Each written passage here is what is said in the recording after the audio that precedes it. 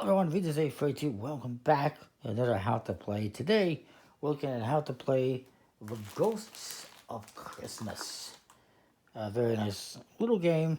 Uh, it's for 3 to 4 players. It's from BoardGameTables.com.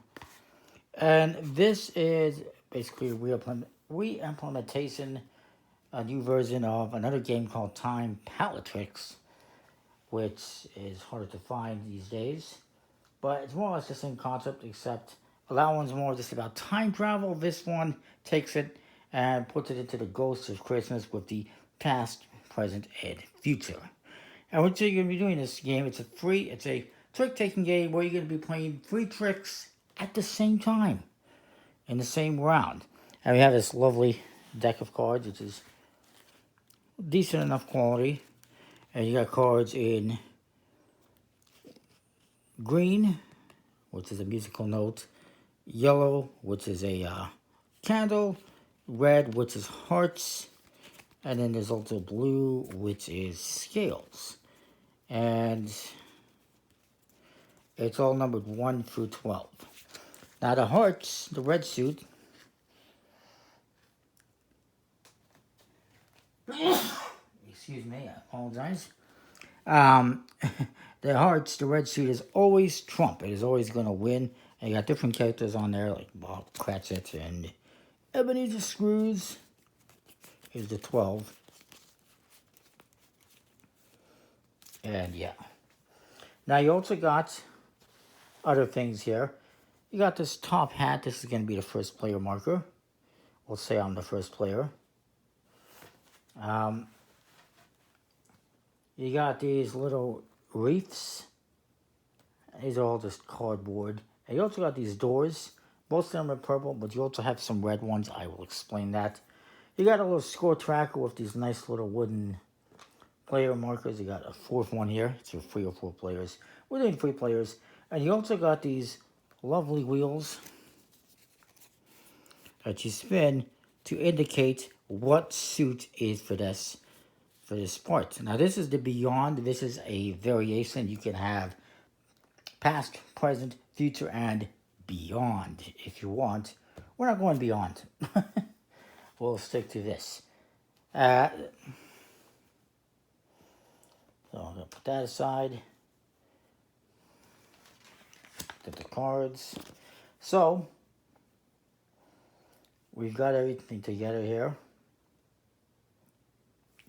I am going to shuffle up and deal 12 cards to each player.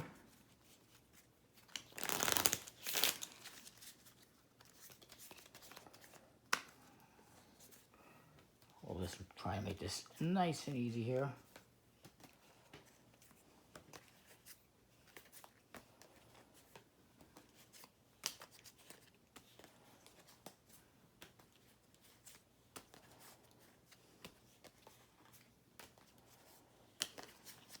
The rest of the cards go aside. So everyone's going to have 12 cards.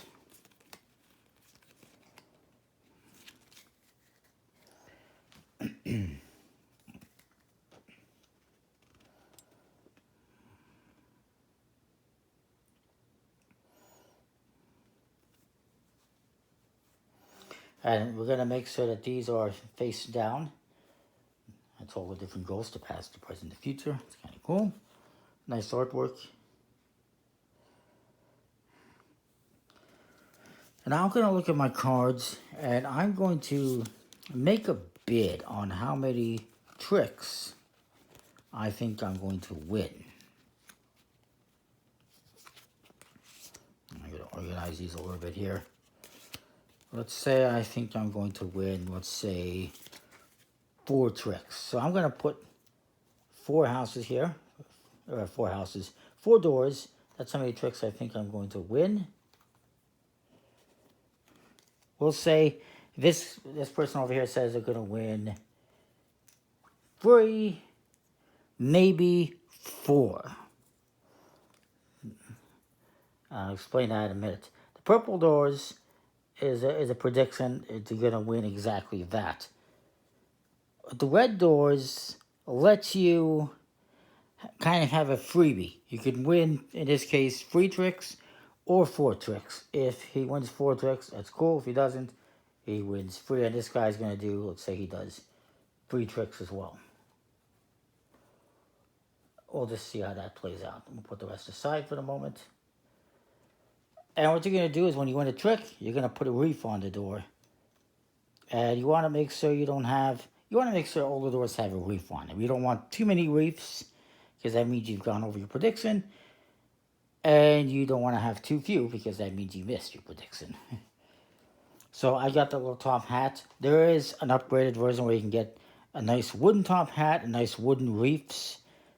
I didn't get that version. I thought I was going to get that one when I ordered, but I didn't. It's what it is.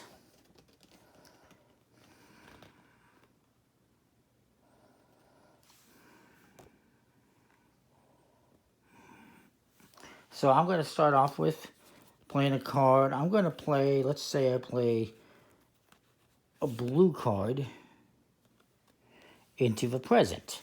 And now what I'm going to do is I'm going to take the style for the present and I'm going to turn it to blue. Now it's going to be this person's turn. I guess, no, went to the left, I guess. It's going to be this guy's turn. And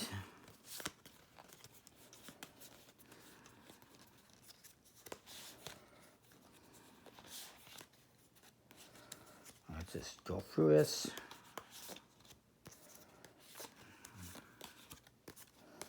And just say, yeah, you know, I can beat that, so I'm going to play a blue card to the present. They don't have to do that. They could play anywhere they want, and they could put that blue card anywhere they want, theoretically.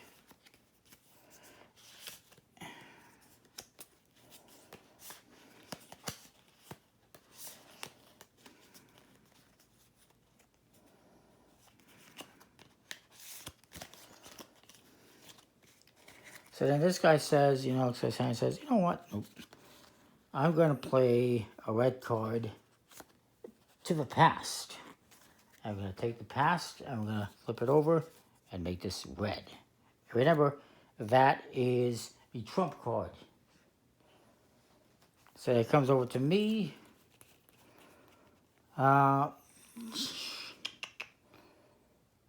Sir, I can play a red card in the past. And this guy says, you know, I'm going to play a green card to the future. And, oh, okay, that's already on green. What a prediction that was. And it comes to this guy. Says, okay, I will put a green card on the future. And it comes to me. I'm going to play my last card. I got to play, theoretically, a green card to the future. So I will. And then this guy still technically needs to play a red card. So he will to the past. And then this guy theoretically should play a blue card into the present. Now technically you can play another card there if you don't have a blue card. You have to follow the suit if you can. If you can't, then you can't.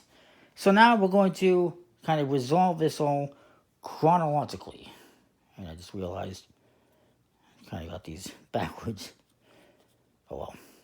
Since I am the first player, the start player, we're going to start with me with the past. So I played a red 5 on the past. That is the trump.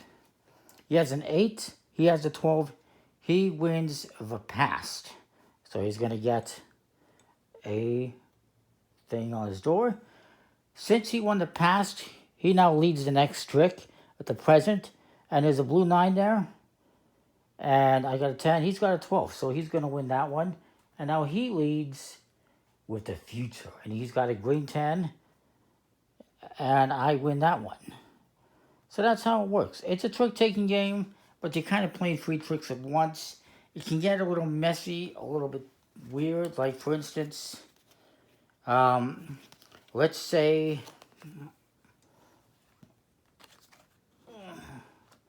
this guy didn't have a green card for the future.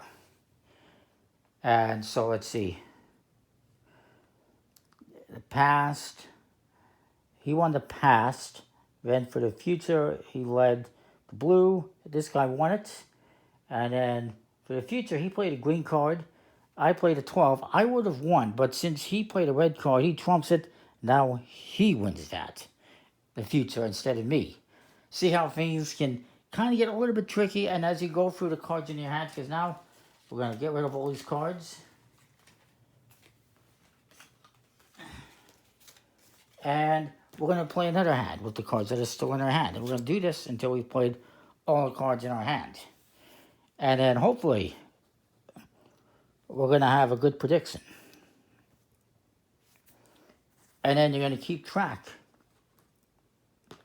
of everything, on this little marker.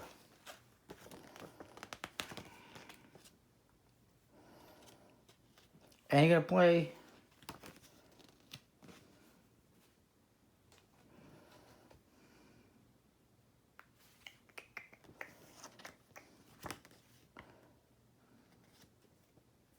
and then whoever won this, the future one, let's say it was him, he gets to be the start player. He gets to lead the next hand. So now it's going to be him leading as well. So the start player is going to rotate around depending on who wins the last trick.